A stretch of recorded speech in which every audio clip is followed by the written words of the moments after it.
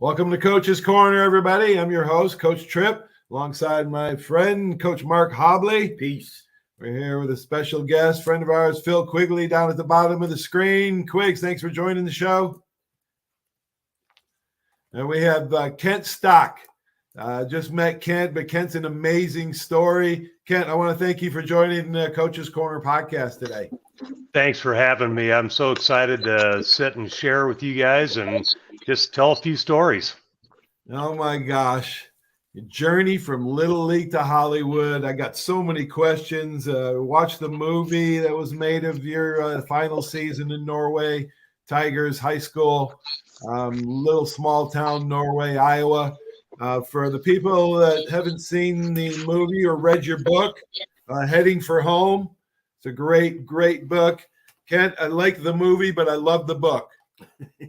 Yeah, my little story on that. The movie's 75% true, 25% Hollywood embellishment. The book is 100% true. So how can you not like the book better? Oh my gosh. Let's start from the beginning, Kent.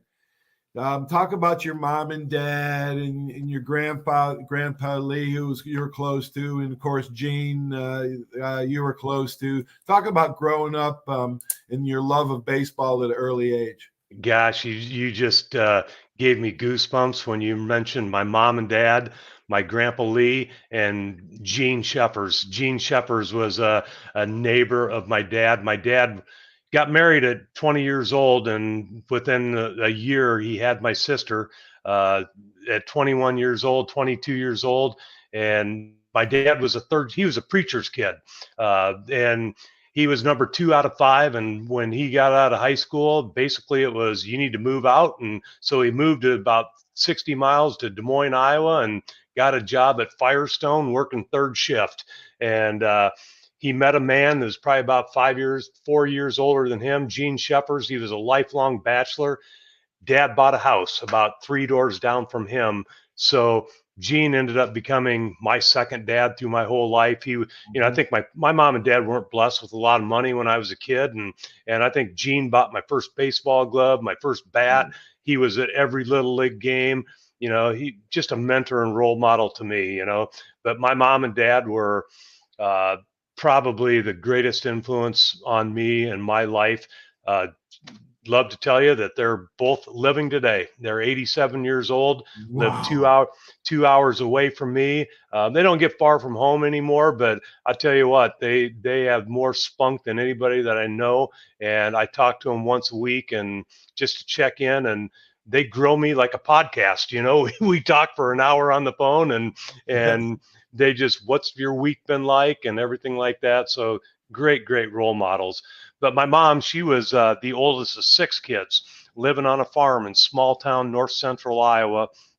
And her parents, my grandparents, Grandpa and Grandma Lee, they were young when they had her. And then 13 years later, they had 6 kids on the farm. My mom was kind of like the mother to her 5 siblings, because Grandma was out on the farm, working the farm with Grandpa. And at about age 55, my grandpa just said, you know what, I can't, farming's hard on my body. And he said they sold the farm, didn't allow any of the kids to buy it. He didn't want them to have to work the hard life like he had. And so he sold it, moved to town, Story City, Iowa, which is about 35 minutes away from where I was born and raised in Ankeny. And my grandpa and grandma were at every little league game. They were at even when I got into high school, grandpa and grandma would show up in some Division III small school town, and there they were to watch their oldest grandson, to play baseball. So I was blessed with a ton of great mentors. Wow. Yeah. The champions and mentors in everybody's life that we all are so thankful for, especially later on in life, for getting us where we are. What an amazing story. How far is Ankeny from Norway? And I know you started teaching and coaching after you got out of college, and then you were teaching girls volleyball. So tell our audience about the transition from volleyball and how you actually were at Belgrade for 4 years, 5 years? Oh, and how you got to Norway High School, which was how far away? Well, it's people that hear me speak. I do public speaking across the country. They say, Kent, you're really good at making a short story long. You know? So, born and raised, my goal in life, and my parents will confirm this, is that my goal in life was to be a Major League Baseball player.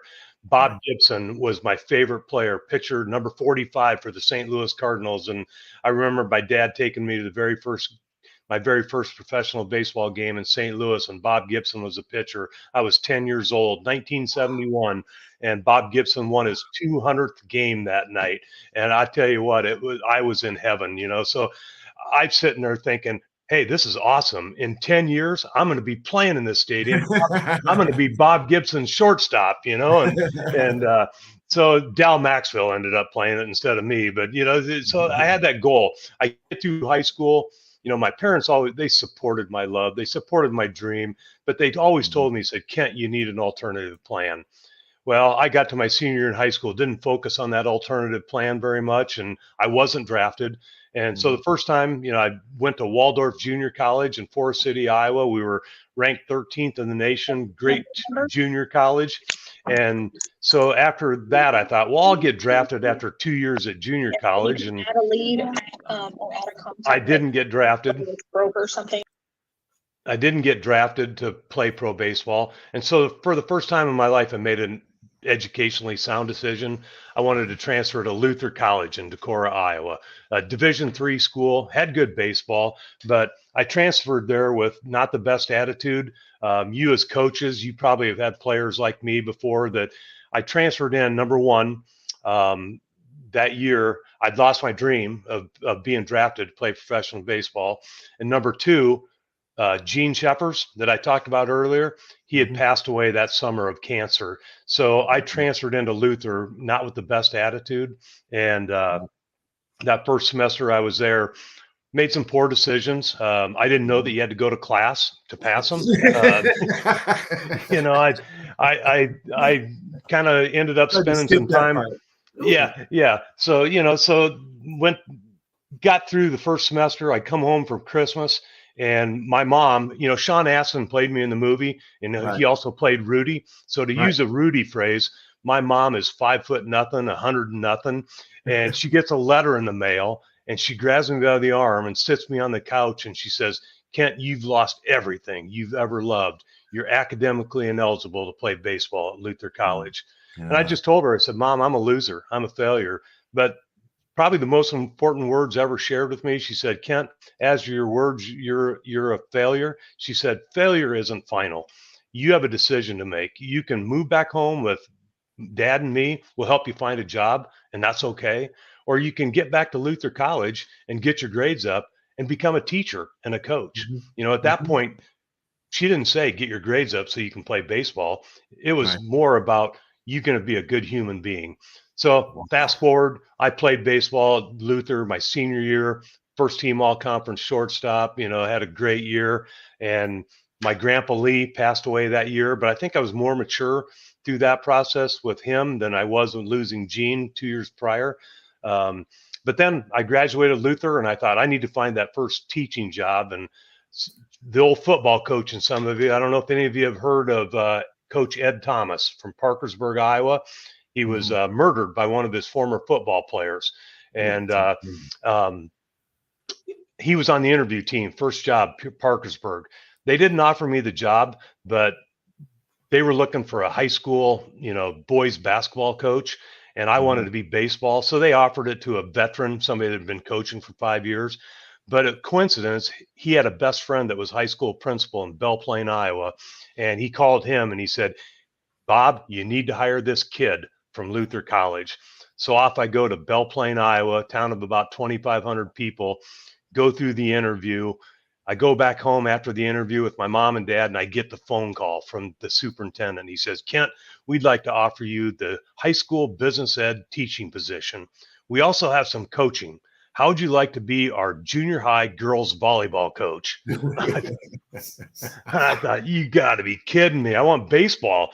But I had my mom and dad in the background saying, take the job. You need to move out of the house. You need to start making some money. So I knew nothing about volleyball, but I studied the sport, watched videos, ended up building up a really good team. We were ranked top 10 in the state. And fall of 1989, we were going to play the winner of Norway and Mount Vernon, Iowa for the district championship.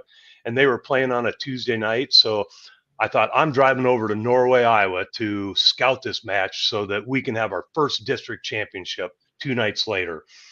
Well, I walked into the Norway gym. You've all seen the movie Hoosiers. The movie Hoosiers, you think of that basketball gym, that was Norway, Iowa. You know, town of 586 people is all small little Hoosiers type gym. And I saw a man up in the corner. I knew who it was. It was the legendary Norway baseball coach, Jim Vanskoy. You know, town of 586 people, they'd won 18 state baseball championships in 23 years. And so I sat about 5 feet away from him. But as the volleyball match went on, I started sliding closer and closer to him. And with sweaty hands and my stomach tied knots, I finally reached out and I said, Coach Vanskoy, I'm Kent Stock from Belle Plaine. We ended up talking the whole night, and he was telling me about his longtime assistant coach who just resigned from baseball, and he was looking for a new assistant coach. And again, my hands all sweaty. I said, Coach Vanskoy, would you ever accept an application from a guy from Belle Plaine? And he goes, absolutely, all rough and gruff. He says, send a letter to my athletic director. And I said, well, who's your athletic director? He goes, me, Jim Vanskoy. Yeah, so that's how you got there. And that's how you got 1 season under him. And talk about that season, that state title season. And because you guys, that high school is just amazing. You've had Hal Trotsky, hitting star for Cleveland, the White Sox in the 30s. Mike Boddicker, of course, the World Series title of Baltimore.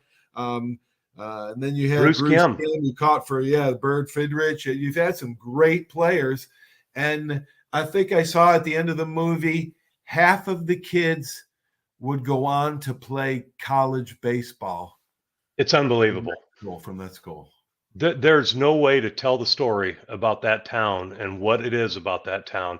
But one thing I do share is they had 4 sports, only 4 sports in high school for the boys. They had fall baseball, basketball, spring baseball, and summer baseball. So they lived, eat, and died baseball. But, they had 20 professional baseball players back in the day, 3 that made it to the majors, but 20 that were actually drafted and played in some Class A up to AAA. It was just in the water. Tell the story about learning under Jim Vanskoy and about celebrating the championship game, which caught me by surprise because, and I'd win a big game as a coach. I just go nuts. But talk about a little bit. Yeah, we can't mention every. And folks, you got to read this book, Heading for Home. It's an amazing story, the perseverance in a small town.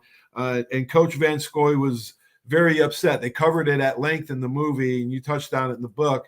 Coach was really upset that they were combining with Madison County. And talk about those last 2 years, the 2 state titles, last 2 titles. Well, that year that I was his assistant, I learned more from him about being a good person and being a mentor and a role model than I did about baseball. He has a plethora of knowledge of baseball, don't get me wrong, but I learned about being a good person, good human being, and being good to kids. He was rough and gruff, and Powers Booth does a great job of playing in the movie, but he's a teddy bear at heart. I one-on-ones with him. But we went on. We won their 19th state championship that summer. And me as this kid coach, I'm sitting in the dugout. We get the final out, and I'm ready to storm out onto the field and celebrate with the team on the pitcher's mound. And he just sticks his arm out like that and stops me. And he says, "This is for the kids, not us. This is about them, not us." And that tells you a lot. You see. You guys watch sports all over. I watch more sports than ever. And you see a lot of coaches that it's about me type of coaches. You know, they run the sidelines, do this and that. That wasn't him. It was about the boys. It was about those we had 14 kids on the team, you know, and that was 8th grade through 12th grade. We had 8th graders on the team. You know, it was about those 14 boys. It had nothing to do with Coach Vanscoy and about me. And I learned a lot from that. It helped me become a better volleyball coach as I kept coaching volleyball, helped me in that next year when, you know, they merged the school together. He was very outspoken, and he had an opportunity to go be the Class A pitching coach for the Detroit Tigers.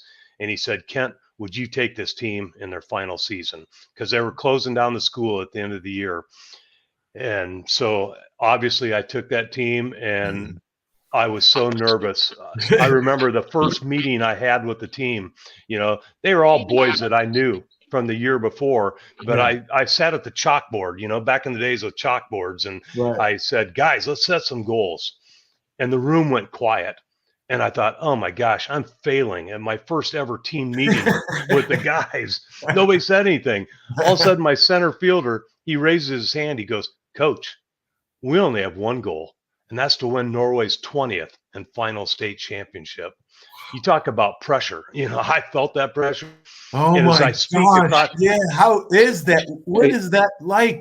Because I was lucky or fortunate enough to be in Alabama during a transition from Coach Bryan to Perkins, and to follow a legend, it takes a certain amount of courage and confidence. Talk about that talk about that pressure that you had. You know, I have to be 100% honest. The pressure was internally, because the community, they just wrapped their arms around this team, and they knew me from the year before, but they were more involved in the town hall meetings and the anger and angst going on in the community of merging and closing down this legendary school, that they kind of left us alone. But me internally, as competitive as I am, excuse me, I felt that pressure. But one thing I can say is that as the season went on, it almost became a respite to get out on the practice field, because there was so much angst and animosity in the town, that getting to the baseball field, the boys just felt a peace, and I felt a peace going out there and practicing. And you know, it sounds easy, that like it's easy. We won 20 state championships in 25 years. It's not that easy. So when they set that goal, to win the 20th, I thought, oh my gosh, this is pressure. But all right, so talk about that last season. Your season as the first head coach here, and the last season of the school, going for 20. You finished the regular season 25-12, and every school in Iowa qualifies for the state tournament. So talk about, you could talk about all the great players, that you had, from Kyle Schmidt to Brad to Sean Moss. Talk about that year and that game. Yeah, so you're right. There were 3 classes: Class A, Class 1A, and Class 1A, 2A, and 3A. So 3 classes is all back then, and everybody qualifies, but only 4 get to go to the actual final state championship. So, where you go, everybody makes it to districts, but it's only 4 teams in each class make it to the state tournament. But everybody has a chance, and our record was 25-12. It sounds like it's a really good record, but there's not many teams, Norway teams, that ever lost double-digit games throughout the year. But one of the things that was cool is that Coach Vanscoy didn't care, if they had 8, 9, 10 losses, because we were 1A playing with, we had 14 kids on the team, 8th grade through 12th grade. We were playing the Cedar Rapids, Jefferson teams, the Des Moines teams. He just built a schedule of all these large schools teams, so that when it got to tournament time, we were playing our same class teams. We were very well prepared. So we made it to the state championship game, which was awesome. And I get to, when we won that game, to go to the state championship game, I kind of felt a peace, like, if we don't win this championship, I know at least we made it to the state championship. We get to that state championship game. Sean Moss, what a stud. I mean, he was just amazing. Jimmy Walter pitching too. And we get to the last inning, the 7th inning. We were the visiting team, and we were down 4-3 with 2 outs, 2 strikes, and nobody on base. And my first baseman, Kyle Schmidt, was at the plate. I'm at the third base coaching box, just pacing, going, what am I going to say to these guys? If he gets the third out. Well, I found out in his state tournament history of like 4 years, he had struck out like 18 times. Next thing I know, he hits Wasn't he 0 for 13? Wasn't he 0 for 13 Yes. in the state tournament? Yes. And so he hits a double to left center field. And so I put a pinch runner. He was one of those Pete Alonso type first baseman, little wide body, not very fast. So I put an 8th grader in to pinch run for him at second base. And my next batter steps up, 2 outs, 2 strikes on him, and runner on second. He hits a double and ties the game.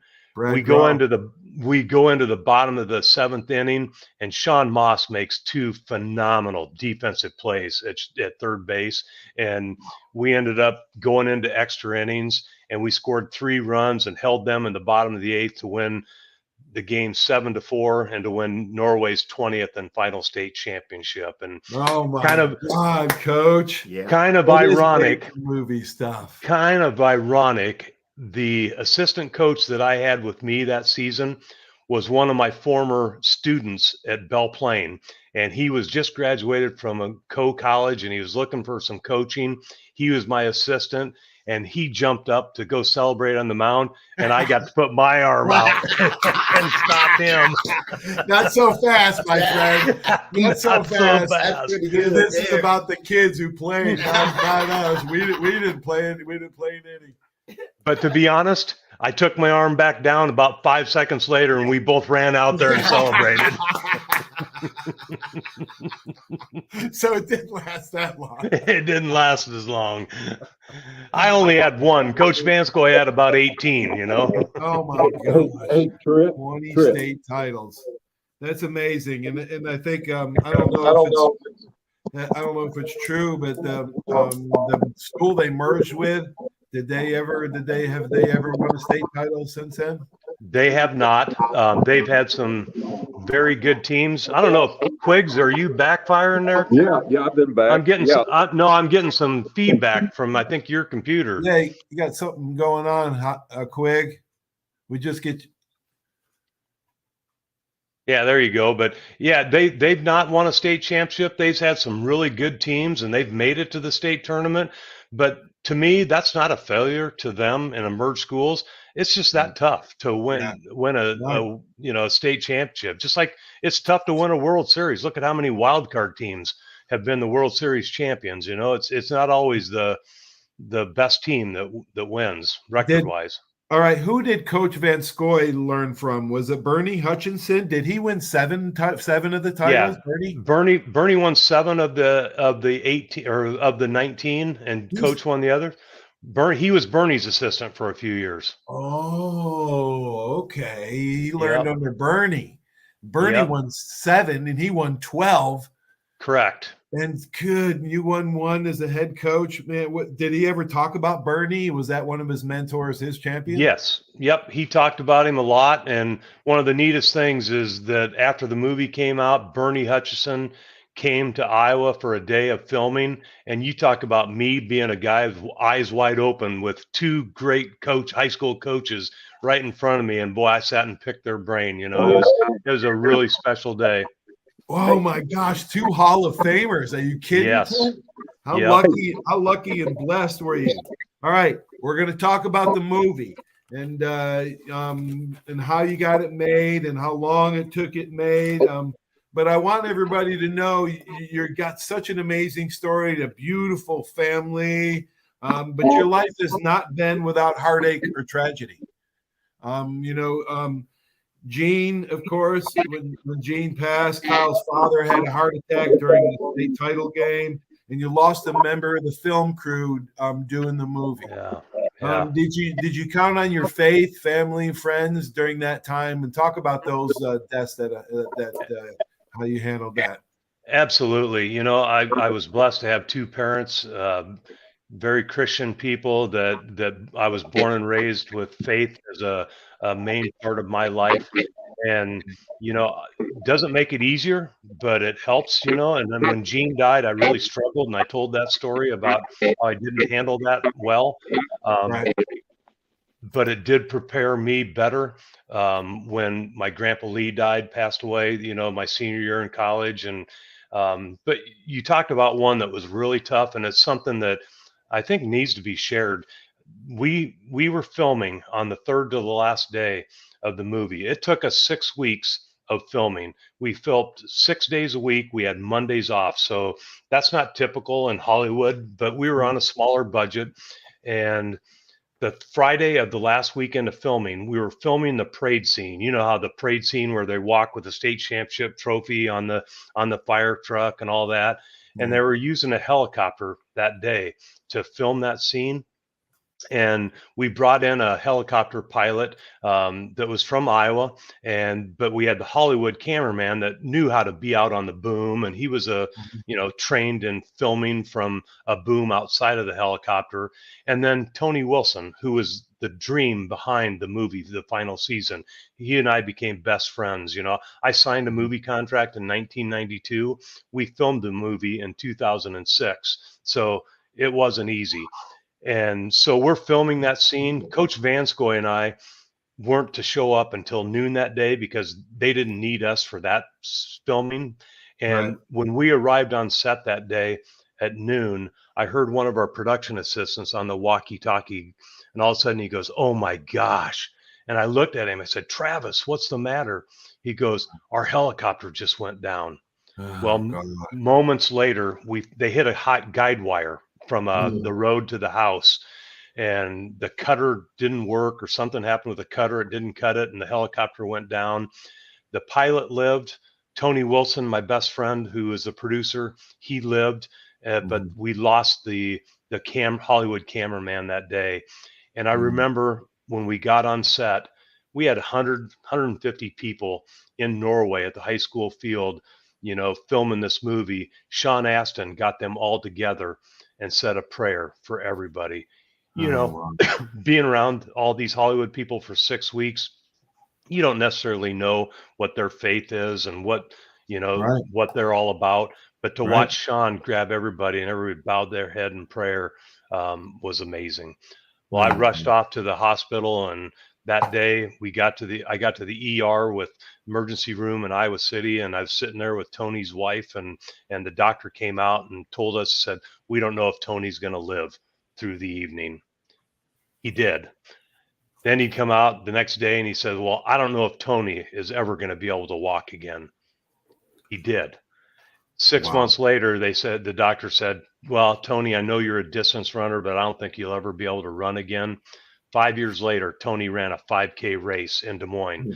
Tony is a very faithful, God-loving man, and it was power of prayer that got him through that and got him to where he's now working on other films to this day, and really having a positive impact on a lot of people's lives. Oh my gosh, Tony Wilson was the first one to approach you in person about making the movie, and you said he's the most unforgettable character I've ever met.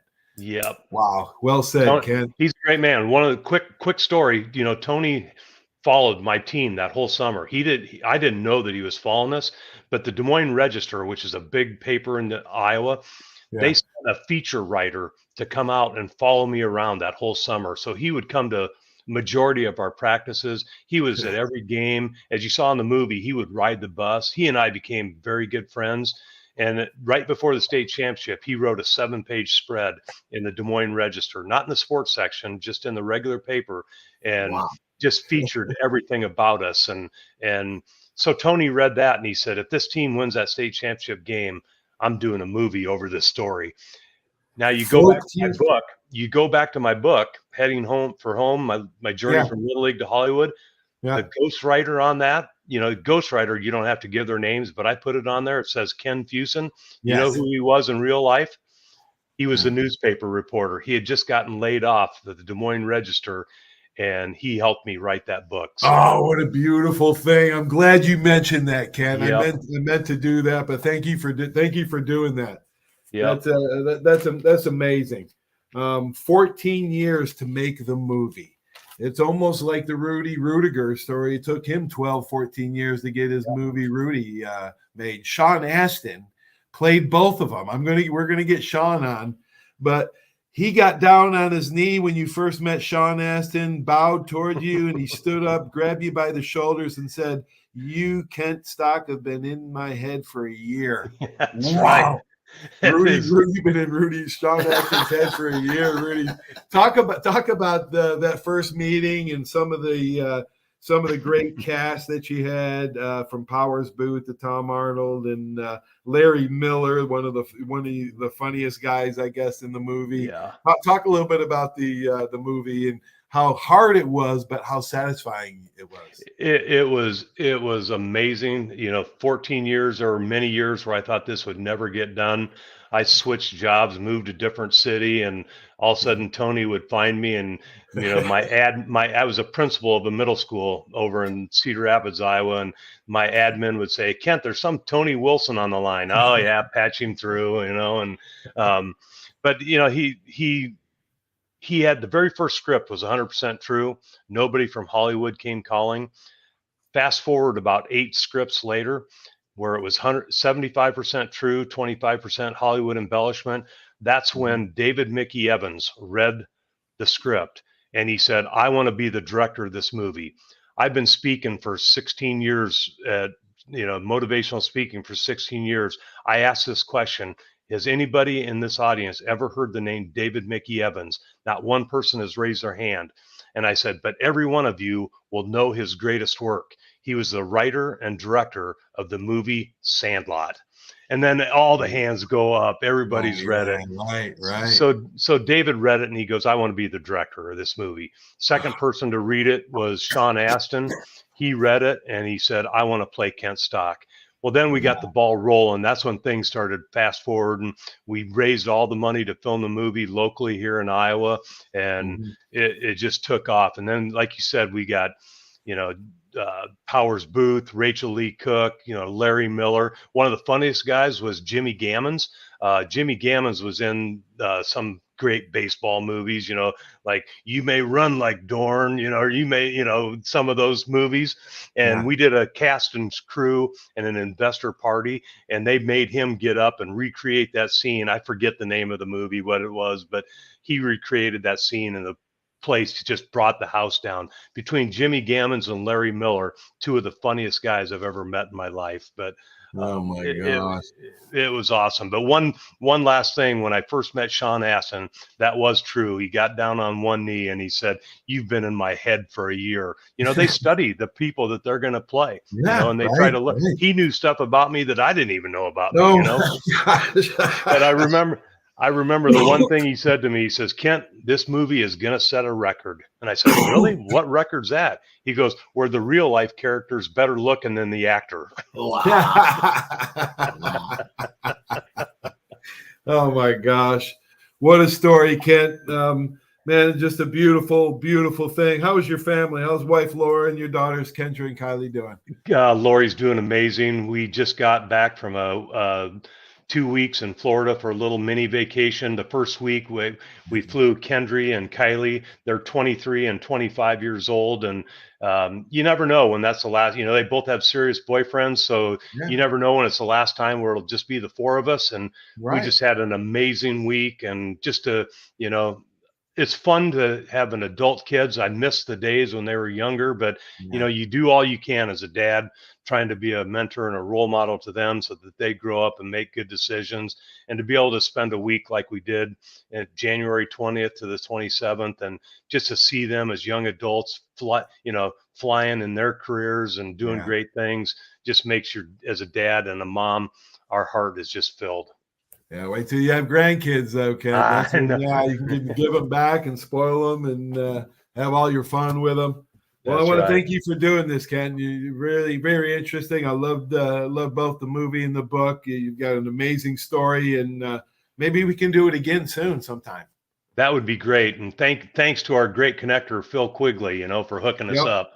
Yeah. And Yeah, and if anybody ever wants to reach out to me at all, they can go through you, but my email is kent@kentstock.com. It's simple. Oh, and get the book, Heading for Home. Kent Stock, That's right. Ken Fusen. Beautiful story. Thanks, Ken. God bless you, bud. Thank you. God bless you. Thank See you, you, bud. guys. We'll Thanks. see ya. So long. Appreciate it. See you, Coach. All right. Wow. It was amazing, Hobbs. Exactly. Wasn't it? Beautiful story like that. Get the book, watch a movie on Amazon. It's free. You can go to Amazon, the final season, and watch a movie about Kent Stock and the 20th state baseball high school champion. Hey, Trip. Hey, Craig. Hey, Trip. You back? You know, one thing I was curious about in the movie, and as Kent said, there's the Hollywood movies, as we know, but in the movie they had Coach Vanscoy getting upset when they were going to merge them with the local high school, Madison, and then Right. that's when he left. And it kind of sounded like Kent was saying that he left just to go to the Tigers. I think he went to like AAA as the pitching coach. But I was just curious about that. If I'm sure there was a lot of people upset because that's all that town knew. Oh yeah, the movie was a lot about how upset they were about it. Right. They were all upset about losing the tradition, and I can understand why. Tradition's important. It builds a culture, and there was a culture there. Yeah, they didn't play many Right. sports, but there's an amazing culture that everybody rallied around. And you know how sports can bring communities together, and it takes a community to raise a child. And yeah, it was a great Right. story. I'm sorry you couldn't hook up time. But, Appreciate it. I come got on to enjoy. come on over Super Bowl, man. We'll be watching the Super I'll Bowl. be there. That's coming this weekend, and Yeah. always good to see you, Coach Hobbs. All right, Mr. Quiggs. Hey, you were asking a question about. I think he got a job offer with the Tigers in Class Yeah. A ball. Yeah, Oh, he hey, got a- Class A. Okay. Yeah, Class A. Well, and And one he- last thing, Trip, and I'll let you. I know you got to get off here, but and you probably already knew this. In the movie, the lawyer that came into town, she, to kind of see if they should merge or not, they had that as Kent's, romantic, Love interest, romantic, yeah. right, interest. Yeah. And actually, as you probably know, his wife Lori was a school teacher. Right. That was 25. Yeah, that's 25% that was embellished. Yeah. They always got to throw some kind of love story into the great story, and try to, I don't know what they're trying to do, but they ruin half of them trying to do that. Just tell the story, for crying out loud. Hey, Why Trip, got to be somebody behind it. I'm 75% Hollywood anyway. All right, Quig, I gotta go, man. See All ya. right, brother. All right. Stay tuned for these great messages, everybody. Thanks for watching the show. Have a great sports weekend. We'll talk to you soon. So long. There's a reason why Hill Kelly in Pensacola is the #1 selling Chrysler Dodge Jeep Ram dealer between Jacksonville and New Orleans. While other dealers have taken advantage of a competitive market with higher prices, Hill Kelly has discounted prices to the lowest of the year. And Hill Kelly in Pensacola won't surprise you with excessive charges beyond the selling price. Come see why people from Milton, Pace, Foley, Bay Minette, Daphne, Gulf Shores, Mobile, and beyond are driving to Hill Kelly in Pensacola to buy their next new Chrysler, Dodge, Jeep, or Ram. At Hill Kelly, the bottom line price and your satisfaction are what really matter. So before you sign, check the bottom line and make the trip to Hill Kelly in Pensacola to see what true local ownership can do for you. At Hill Kelly Chrysler, Dodge, Jeep, Ram, Highway 29 in Car City, Pensacola. Or shop online 24/7 at hillkelly.dodge.com. When it comes to bottom line pricing, nobody beats a Hill Kelly deal. Nobody. Hey, Bill, some game, huh? I haven't really noticed, Paul. What? The biggest game of the year? I've been looking over my insurance. Talk about problems I'm trying to figure out. Well, do what I did. Call the Seiler Agency. They showed me what I needed and what I didn't. They even saved me money. Now, instead of worrying about my insurance, I can worry about the big game. Contact the Seiler Agency at 476-7443 for all of your insurance needs. Your independent agent for home, auto, boat, RV, commercial, general liability, life, and sound investment strategies. Call 476-7443 today. Step One works so hard to get you in the perfect car. Looking Looking for a better car buying experience? With the Step 1 Advantage from Buick GMC, Fort Walton Beach, and Pensacola, receive no-hassle market-based pricing or incentives by pre-ordering. Looking to sell or trade? Our dedicated team will even come to you. Plus, every vehicle sold at Step 1 supports local charities right in your neighborhood. Experience the Step 1 Advantage at Buick GMC, Fort Walton Beach, and Pensacola today. Are you riding around in a filthy vehicle? Dirty car no more. Visit Ronnie's Car Wash today to get it shining in no time. They have 3 convenient locations with another coming soon. The unlimited monthly wash packages start as low as $14.95 per month with free vacuums, multi-purpose spray, and towels. Visit them in Gulf Breeze, Navarre, Fort Walton, and soon Crestview. Don't wait, wash today. Be sure to see Ronnie's Car Wash on Facebook to see the latest specials and discounts. You'll be riding and shining in no time.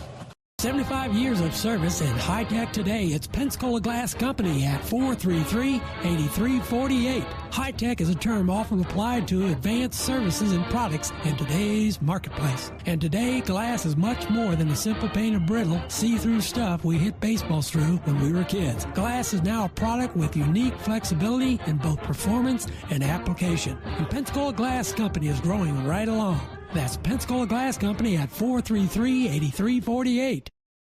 Did you know there's a place where you can get good neighbor service and surprisingly great rates on your home and auto insurance? Yep, and that place is, ta-da, State Farm. Here's the deal. State Farm agent Will Rentschler is your go-to agent in Pensacola, Florida for the service you deserve at the price that you want. So stop shopping around. State Farm agent Will Rentschler has you covered. Call 850-433-4678 for your surprisingly great rates today. Like a good neighbor, State Farm is there. Legal disclaimer, individual premiums will vary by customer. All applicants subject to State Farm underwriting requirements.